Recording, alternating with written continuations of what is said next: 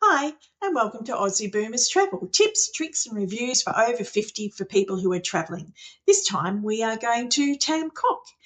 We caught a limousine bus from Halong Bay down to Tam Coc. It takes about 3.5 hours. Tam Coc itself is not very big. It's on the outskirts of Nimbin, but it is really pretty, all based around an inland lake. It is called the inland version of Halong Bay. Lots of granite formations all the way around. So if you're short of time and don't have a lot of time to spend and only have one night to spend, I would suggest that you jump on one of these boats and get the ladies who row with their feet, and men and kids, but they row with their feet and take you around the inland lake, which is around a resort, which is really beautiful, the resort. I stopped in for a cup of tea at the resort. It was gorgeous. When we were there, it was exceptionally, exceptionally hot. So this is where they park all their boats of an evening, and that's part of the resort and the inside of the resort. So worth going in for a cup of tea or a cold drink. All around Tam Coc, you can see all these beautiful granite features all the way around. And it is part of a UNESCO heritage site as well. This is one of the temples just outside of Tam Coc, worth visiting. Warning, there is a bit of walking and it is uphill and it is quite steep. But if you take your time, it's really worth going up there. They do supply coveralls for everyone if you've got shorts or T-shirts on, so that you can cover your shoulders and be modest and respectful inside the temple. Very easy to get to. I just caught a taxi from Tam Coc to this temple. Yeah, but it was beautiful. It was definitely worth going and having a look at. One of the more unique temples, I would say, dug into the side.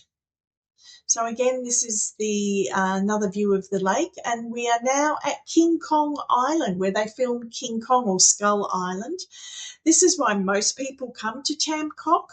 We chose Route 2, which goes for about 2 hours, and you go through several caves. You go see King Kong, the old film set. You see the temples, but you do stop and get off and have a look around.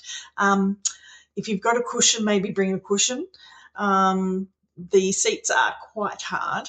You can hire a boat on your own, but it will make it even more expensive. It's not really a cheap tourist thing to do, but it's definitely worth it.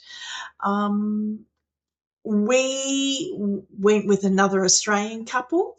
You don't have to stop at all of the temples if you don't want to in sites. We opted, because it was such a hot day, just to look at a couple of the temples, and we helped the lady. We all dug in and helped the lady row, like I said, because it was an extremely hot day today. And this is what it's famous for, that temple in the middle of the river, or lake, I And should that's a say. reality. And that's a Fact. reality.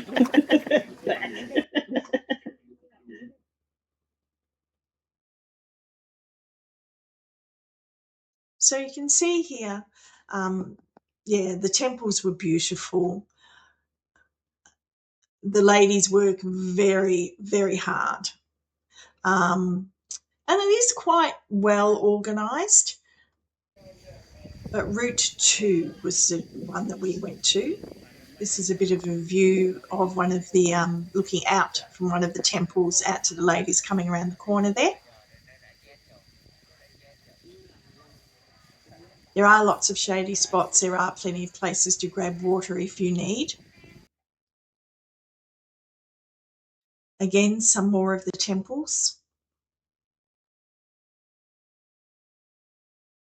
And it's a nice relief just to get off the boat and go for a little walk in some shade.